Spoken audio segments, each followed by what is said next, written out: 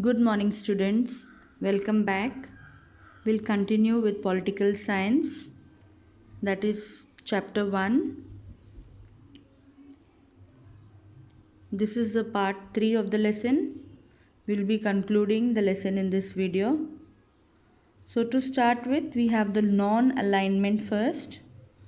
In the period of Cold War, while the world was becoming bipolar, as we learned about bipolarization in the previous video, we saw that how the world or the countries were getting divided. There were some countries which did not want to join the supreme power rivalry. Such nations decided to stay out of the Cold War rivalry. Their policy is known as the non alignment. Non alignment was an important movement during the Cold War. Now, children, those countries which did not want to join any of the two powers, they wanted to remain separate or independent. So, this non alignment was started by them. Okay, now what actually is the non alignment movement? Non aligned movement. So now, children, the Asian and the African countries which became independent after the Second World War supported the idea of non-alignment. This movement started from 1961 under the leadership of India's Prime Minister Pandit Jawaharlal Nehru. See in the picture you can see. Then the President of Yugoslavia, that is Marshal Tito, President of Egypt Gamal Abdel Nasser, President of Indonesia Dr. Sukarno, and Prime Minister of Ghana Dr. Kwame Nkrumah. Okay, now children, these were the 5 people who had taken the initiative or the leadership for this non-aligned movement. Okay, now see, to all the see these countries which are shown and these people are there, they are from the independent countries. Now we also, India also had achieved independence by then, and the Prime Minister was Pandit Jawaharlal Nehru, who took up the initiative with other 4 men you can see in the picture. Next, evaluation of the non-alignment movement. The non-aligned movement had opposed colonialism, imperialism, and racism.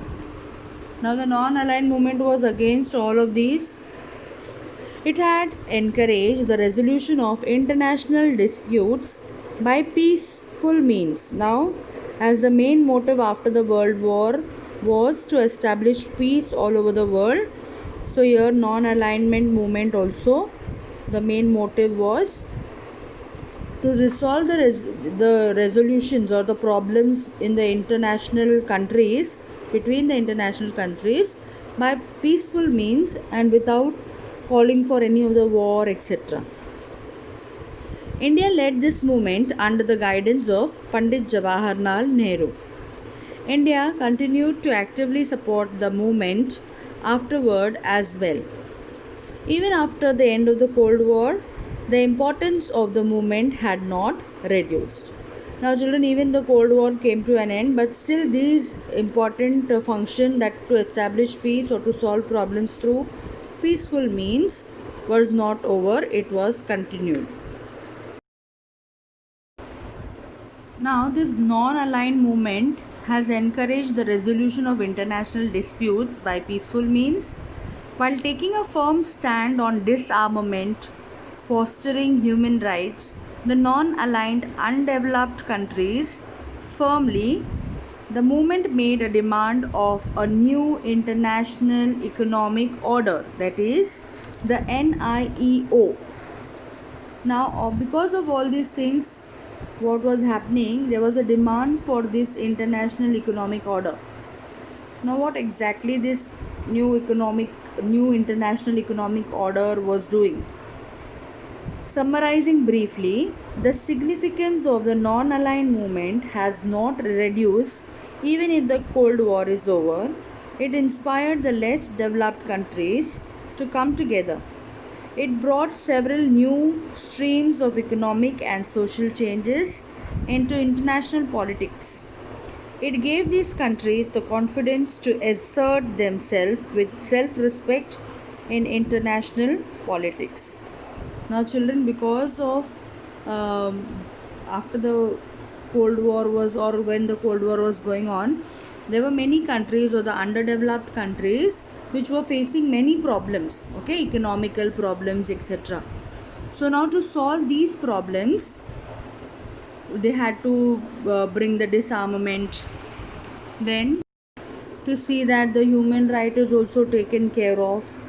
So for all these reasons, and to bring the underdeveloped country to a certain level, this NIEO, that is the International Economic Order, was brought. Okay, children. Now we'll move to the end of the Cold War. The Cold War that had dominated international politics since 1945 came to an end. It was an important event that happened towards the end of the last century. There were many reasons for the end of the Cold War as given below. The first reason was the Soviet Union adopted the policy of opening up the economy. The state loosened up its control of the economy.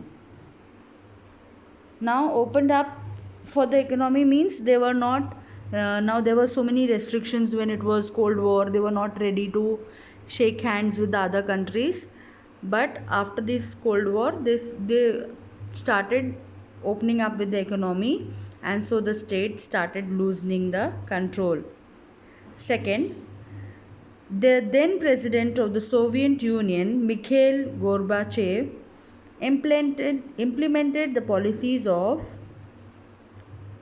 perestroika, that is restructuring, and glasnost, that is openness. Due to these policies, the control over the media reduced. Important changes took place in the political and economic spheres, that is, these spheres were restructured. This gave impetus to democracy. Now, after the openness, and when they came or started opening up with other countries as well for the economic growth, automatically the control over the media reduced. Then the important changes took place in both political as well as the economic spheres.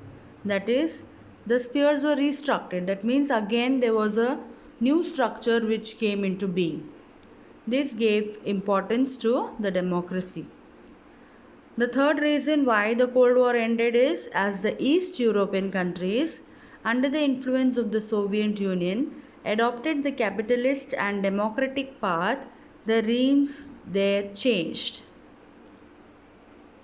Now see, again the East European countries also were influenced by the Soviet Union and adopted the capitalist and democratic path. They also started following the same path as of the Soviet Union.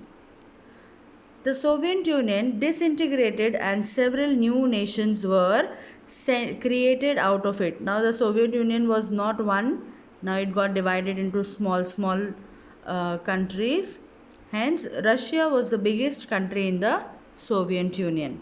After the division also, Russia was the biggest country in the Soviet Union. Moving to the next topic, that is post-Cold War world. The Cold War came to an end with the disintegration of the Soviet Union, which till then had been a superpower. As a result, major changes took place in the world politics. For example, now children, what all changes happened when the Soviet Union got disintegrated? Disintegrated means divided. Okay. Now, first change you can see is America remained the only superpower in world politics. Okay. A conducive atmosphere prevailed for the growth in trade and economic relations between and among nations. Capital, labor, market, and information circulated throughout the world. Ideas spread freely as well. Now, children, there was a conducive means good atmosphere which was prevailed, and then because of which there was a growth in trade as well as the economic relationship between the countries. As all the nations of the world decided to give priority to trade relations, the idea of giving aid to other nations fell behind. Instead, efforts began to be made to establish economic relations. So now trade was given very high importance so that the countries could come together and develop economically. The description of a country which was opposed to another has now changed from enemy nation to rival nation.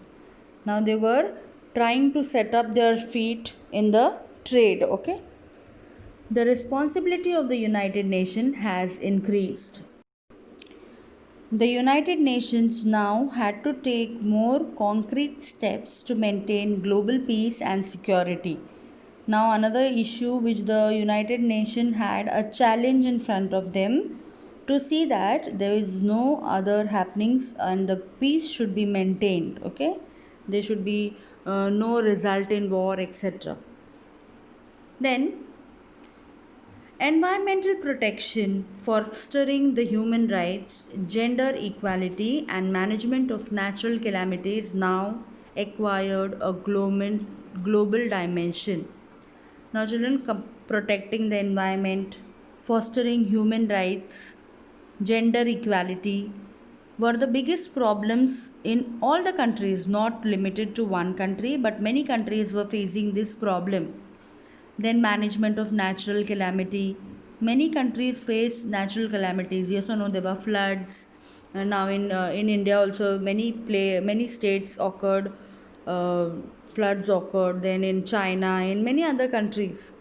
So now they had to deal with all the problems, the global on a global dimension, not for a particular country but globally. Okay. Now this gave rise to globalization, children. Now, what is globalization? After the end of the Cold War, trade and economic relations between countries became more open. As been mentioned before, capital, labor markets, and information began circulating globally. Now, as I told you, because of the trade, there were so many things which started circulating all over the world, not limited to one country. The give and take of ideas among people all over the world grew. Now as we go to other countries for trade purpose, we meet many people. Then there are ideas which are exchanged, there are cultures which we see, we get to know more about other country. Due to the revolution in information technology, different events and developments began to be known everywhere. Now as there were developments in technology, now TV, mobile phone, etc., internet, because of all these things, the new technologies which came up, we were able to see the whole world with a new perspective. The boundaries between nations did not remain as very important. They were not limited to the boundaries as they were before. All these processes are together called as globalization. Just as globalization has brought us benefits, it has also caused losses. Now, children, a lot of benefits are there. Economically, world is developing. Then there were technologies, etc. So many things came up. But with that, there were some losses also which came. Now, what are they? For example, as the economies of the different countries got linked with each other, trade increased. These are the merits, okay? Economic unification grew, plenty of products became available in the market. So, all these are the merits of globalization. Yes, trade increased, then there were economy increased, then relations between the countries increased, various products were available in the markets now. But at the same time, there were some demerits also. Now, what are they? The gap between the poor and the rich nation did not reduce. Now, this problem remained, but later on, now we can see that many countries are coming up. So these also problems are being sorted out in the recent times. Okay children, I hope you all are thorough with whatever I have taught. Once again, you can go through the video slowly and try to understand. So children, in this chapter we studied the global developments from the year 1945 onwards. We understood the world in the Cold War period, the arms race and the efforts of disarmament. Okay? We also learned about the meaning of globalization. In the next chapter, we shall study India's foreign policy. Hope you will go through the video once again, and in case you have any doubt, you can join the DCS. Thank you and have a good day.